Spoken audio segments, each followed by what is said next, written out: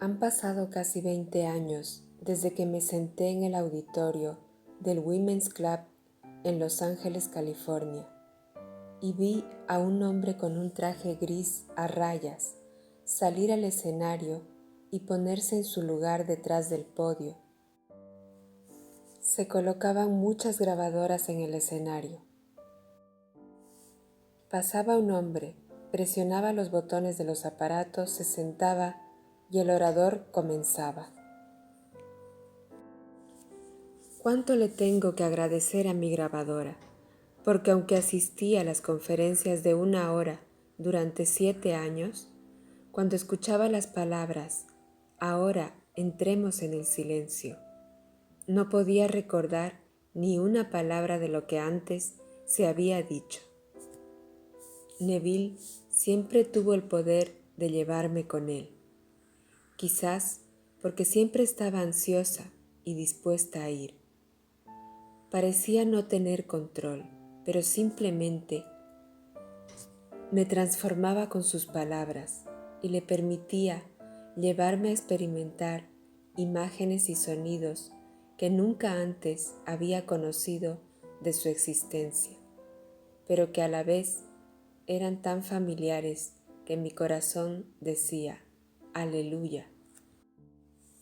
Esas horas para mí pasaban demasiado rápido, y cuando conducía de vuelta a casa, tratando de recordar lo que había oído y preguntándome por qué me sentía ahora tan pesada, ¿fue porque había sido tan libre? Y así era. Neville tuvo ese efecto en mí. Le creí con todo mi corazón y mi alma, y todavía lo hago. Neville Goddard nos dejó el 1 de octubre de 1972. ¿Pero a dónde fue? Todavía puedo ver su sonrisa y lo escucho decir, ¿a dónde puedo ir sino dentro de ti? Ahí es donde lo he encontrado. Él está dentro de mí, como está dentro de ti, no como un hombre de carne y hueso, que nació en la familia Goddard y fue llamado Neville, sino en nuestra propia conciencia. Pero tal vez ese no sea el Neville del que quieras saber. Quizá necesites saber sobre el niño que nació el 19 de febrero de 1905. El cuarto hijo de una familia de 9 niños y una niña. Te diré lo que sé. Debes recordar que estoy compartiendo contigo la imagen de mi memoria, de un hombre que fue mi maestro, un hombre al que respeté mucho y aprendí a amar con un amor más profundo del que sabía que era capaz de poseer. Su nombre era Neville Goddard. Una mañana de marzo del año de 1905, un hombre subía las escaleras de una casa de madera en la isla de Barbados. Iba de camino a ver a su hermana y a su nuevo bebé, al que aún no se le había puesto nombre. De repente se detuvo y escuchó una voz hablando fuerte y claro. Su nombre es Neville.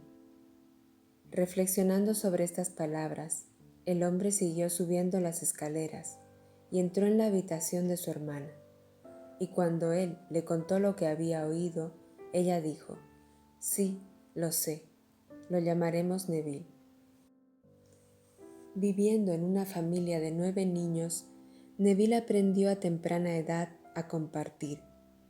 El dicho en la casa era, «El primero vestido es el mejor vestido», porque si los niños comenzaban a discutir sobre quién tenía la corbata de quién, su padre terminaría la discusión tomando la corbata y diciendo, «La corbata es mía, pagué por ella y estoy dispuesto a compartir, aprended a hacer lo mismo».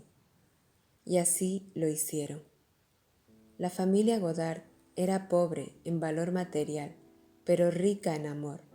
Su madre era muy disciplinada y su padre un hombre de negocios.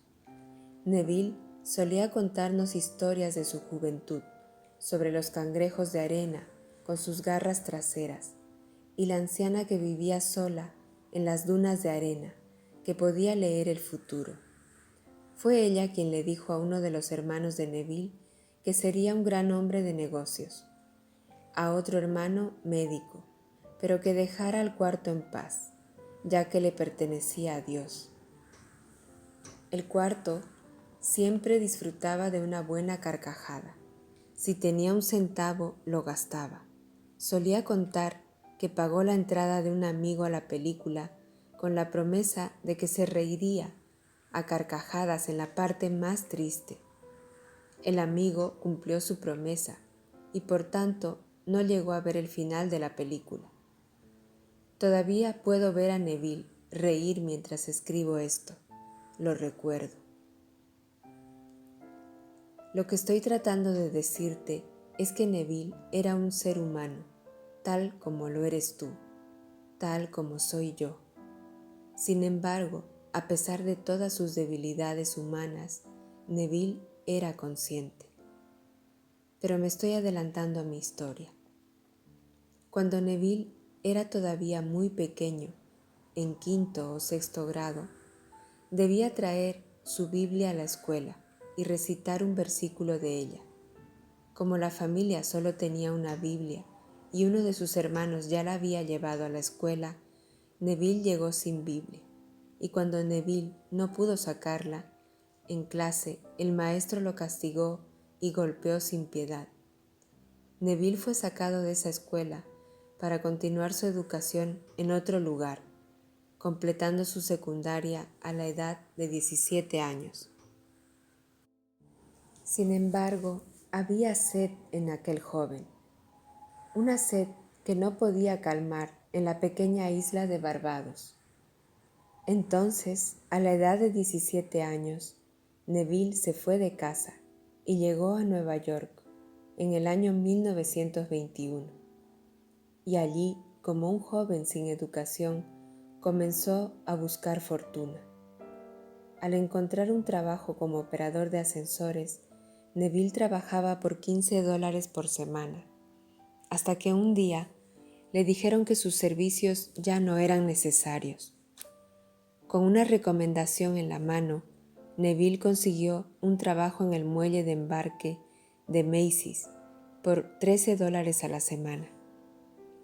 Pero esta posición fue de corta duración, ya que Neville pronto se enojó tanto que se dijo a sí mismo: de hoy en adelante no trabajaré para otro, solo trabajaré para mí. Y eso es lo que hizo. Creyendo que si los demás podían bailar en el escenario, él también podía, Neville se unió a un cuerpo de baile y comenzó su carrera profesional. Fue durante este tiempo que se casó. De esa unión tuvo un hijo. En 1925, Neville y su pareja de baile zarparon hacia Inglaterra y viajaron por ese país. Mientras estuvo allí, se introdujo en el mundo de la investigación psíquica, que le interesó mucho. Poco después de su regreso a Estados Unidos, en 1926, su interés por el misticismo aumentó a medida que disminuía su interés por el teatro. Y cuando llegó la depresión en 1929 y los teatros cerraron, también lo hizo la vida profesional de Neville como bailarín. Durante este tiempo, Neville conoció a un hombre que influiría en su vida. El hombre había pensado que quería convertirse en sacerdote. Mientras estudiaba para el sacerdocio, su padre, un hombre de negocios, murió y le dejó una herencia de miles de dólares a su hijo, cambiando rápidamente la opinión sobre el sacerdocio del joven, que procedió a gastar el dinero lo más rápido que pudo. Decepcionado por el hombre que gastaba tan generosamente cuando el país estaba tan necesitado, Neville se excusó cuando le pidió que asistiera a una clase a la que se había unido.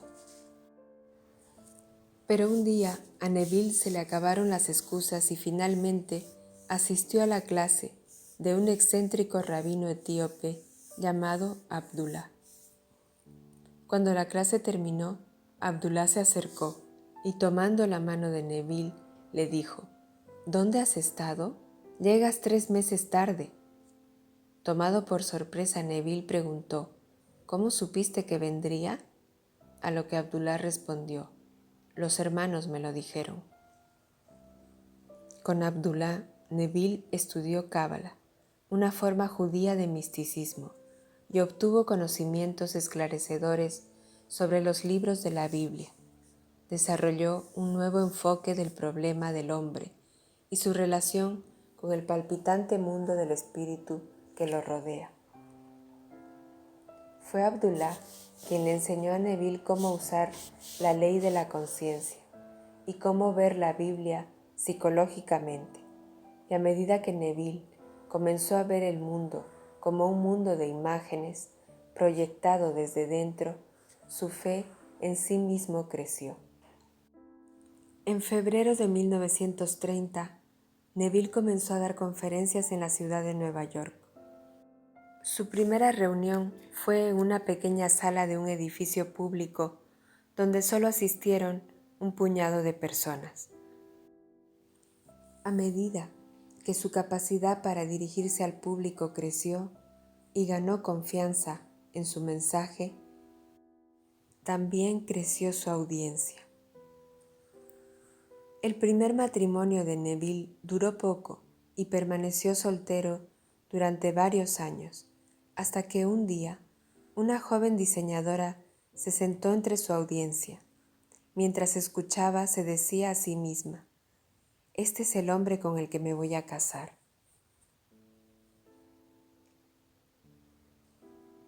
Y cuando se dieron la mano al final de la conferencia, Neville tomó su mano y se dijo a sí mismo: «Esta es la mujer con la que me voy a casar». Y lo hicieron. Fue un buen matrimonio. Se amaban profundamente. Eso era evidente. Y de esa unión nació una hija. Después de que terminó la guerra, Neville comenzó a viajar, dando conferencias en varias grandes ciudades del oeste, como San Francisco. Después de un tiempo, supo que era hora de irse de Nueva York. Tenía la esperanza de mudarse a San Francisco, ya que amaba esa ciudad cosmopolita, pero no fue así. Para entonces sabía que su trabajo principal se realizaría en Los Ángeles, por lo que la familia Godard se mudó a esa ciudad en 1955. Regresaron a Nueva York en el otoño de 1956 y nuevamente se fueron a Los Ángeles en 1957. No tengo las fechas aquí, pero sé que durante los primeros años de la década de 1950, Neville tenía su propio programa de televisión. Hizo 2 discos fonográficos durante esos años, que ahora están disponibles en cintas de cassette. También debatió con equipos de ministros, sacerdotes y rabinos en programas especiales de televisión. Neville enseñó la ley de la conciencia en Los Ángeles, en el Teatro Wilshire, los domingos por la mañana, a multitudes tan grandes que la gente se paraba afuera para escuchar sus palabras. También pasaba varias semanas cada año en San Francisco. Fue en San Francisco el 20 de julio de 1959 que Neville despertó y se vio a sí mismo sepultado en una tumba. Quitando la piedra puesta allí, salió de su cráneo como sale un niño del vientre de su madre. Desde ese momento, las conferencias de Neville cambiaron. Habiendo despertado de su sueño de vida, la visión del mundo de Neville cambió. Él supo, a medida que las visiones le sobrevinieron a partir de ese momento, que la prenda que vestía y respondía a su nombre era simplemente una cubierta que ocultaba su verdadero ser inmortal, que era Dios, el Padre, y trató de decirles a todos los que le escuchaban que no eran la pequeña máscara que usaban, sino un ser mucho más grande de lo que jamás podrían concebir. Y desde ese día en adelante hasta su partida, el 1 de octubre de 1972, Neville, como Pablo, expuso de la mañana a la noche, testificando el reino de Dios y tratando de convencer todo acerca de Jesús, tanto de la ley de Moisés como de los profetas. Y algunos creyeron, mientras que otros no.